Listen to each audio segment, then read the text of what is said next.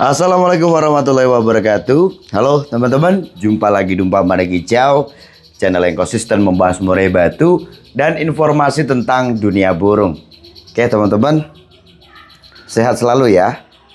Langsung aja aku akan menanggapi komentar yang ditulis di kolom komentar YouTube. Ini dari Dedek Hari 6639. Pertanyaannya Mas, kalau udah ada semua di waktu muda, mental, birahi, emosi, rawatan, apakah boleh naik ke gantangan? Oke ya, terima kasih atas komentar yang berisi pertanyaan. Cukup bagus sekali untuk pertanyaannya, khususnya untuk pemula ya, atau teman-teman yang baru awal untuk ngerawat burung murai batu yang ditujukan untuk jadi burung lomba, burung lapangan. Oke, komentar ini ditulis di mana di situ ya, aku di video yang aku kasih judul umur berapa murai batu bisa digantangkan gitu ya. Jadi di situ saya membahas umur murai batu mulai bisa digantangkan, dan sedikit banyak saya juga membahas apa sih kelebihannya atau juga kelemahannya gantang burung murai batu, mungkin pastol, mabung sekali, mabung 2 kali, atau burung dewasa. Oke lah, nanti teman-teman bisa lihat ya di video itu yang aku kasih judul umur berapa murai batu bisa digantangkan. Gini Om, untuk jawaban dari pertanyaan sampean, burung kalau sudah punya semuanya dan burung sudah kamu rawat secara konsisten, burung sudah punya kesiapan, ya kan, silahkan nanti dibawa ke gantangan.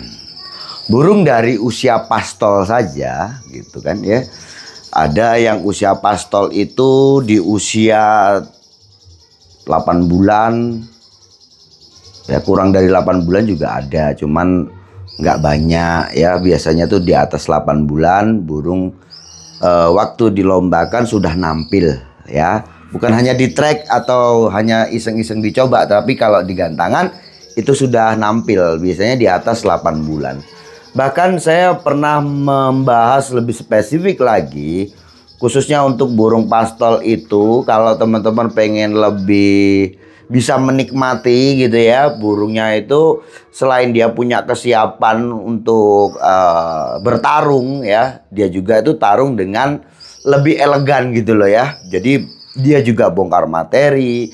Di gantangan itu dia ada menunjukkan dia berekspresi kalau dia itu tarung gitu ya, dan juga memutakan materi-materi yang dia punya. Itu biasanya sih di atas umur 10 bulan. 10 bulan, 11 bulan itu pas enak-enaknya untuk usia pastol atau lepas trotol ya, burung remaja seperti itu. Oke lah.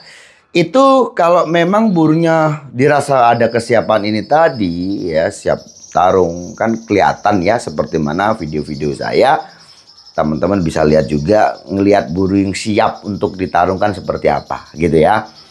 Nanti coba digantangkan burungnya, digantangkan, dilihat ya kurangnya apa soal perform dia ya. Apakah burung kurang neken, apakah burung kurang bongkar, apakah burung kayak punya rasa takut, ragu, mungkin juga bisa dikatakan apa, grogi gitu ya, masih minder karena mungkin baru awal-awal. Biasa seperti itu teman-teman ya.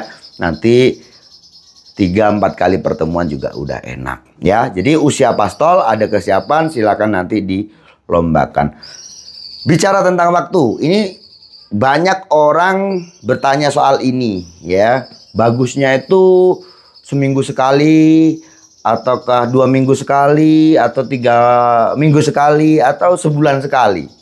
Jadi saya jawabnya gitu ya, karena kan juga saya nggak bisa nih mau ngomong, "Wah kamu sebulan sekali ini." Nah ternyata ada burung yang dia masih pastol tapi pakai seminggu 2 minggu sekali gitu, dia kerjanya tetap enak ya. Bahkan sampai dia usia menginjak ke dewasa 3-4 kali mabung dia tetap performnya tetap bagus.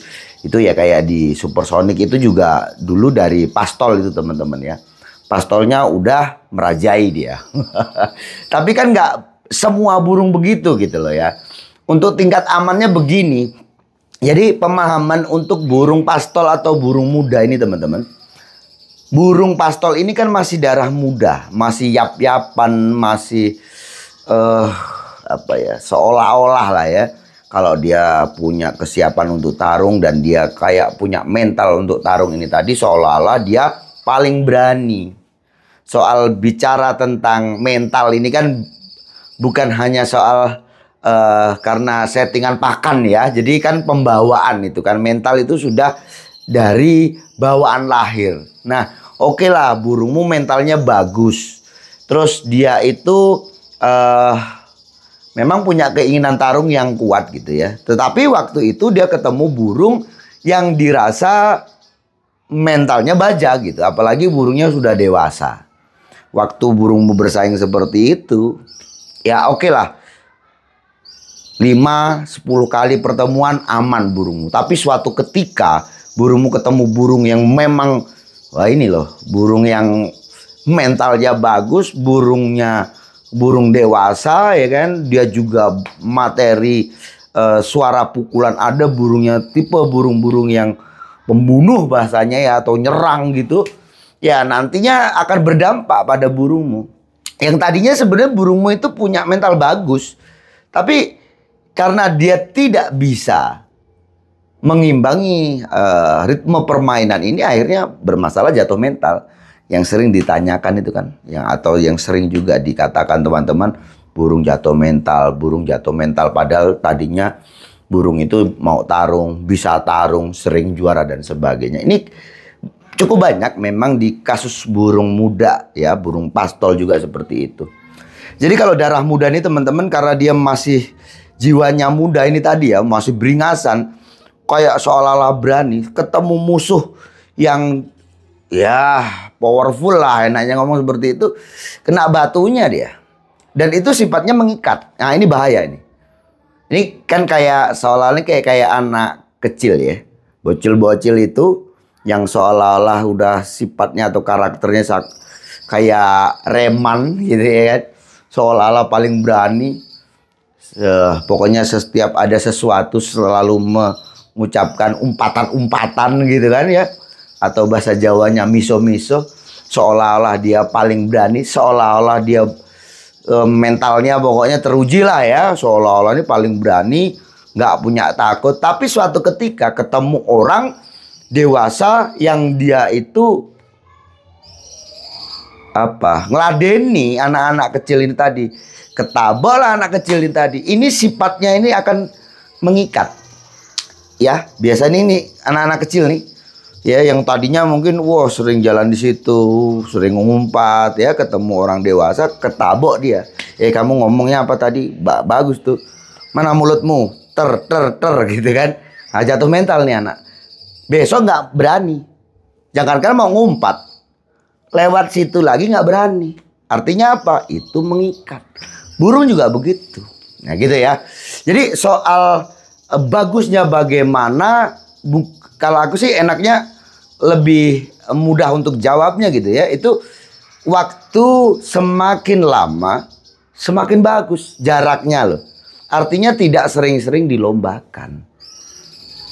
Ya.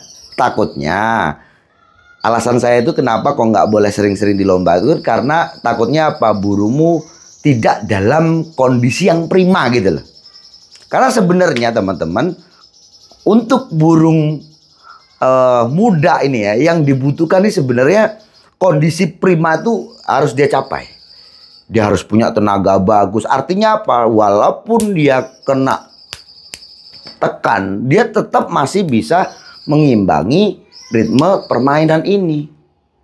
Nggak terus di tengah jalan dia habis tenaga, turun dia, ngundul dia, ngelowo dia. Nah seperti itu akhirnya nanti bermasalah gitu ya. Jadi kalaupun kamu pengennya mungkin 2 minggu sekali gitu, mau kamu gantangkan ya sudah. Oke, kalau memang burungmu juga beberapa kali pertemuan dalam kurun waktu 2 minggu ini tadi jarang menggantangkan lagi, lah kamu bisa lihat kan, oh perform burungmu bagaimana.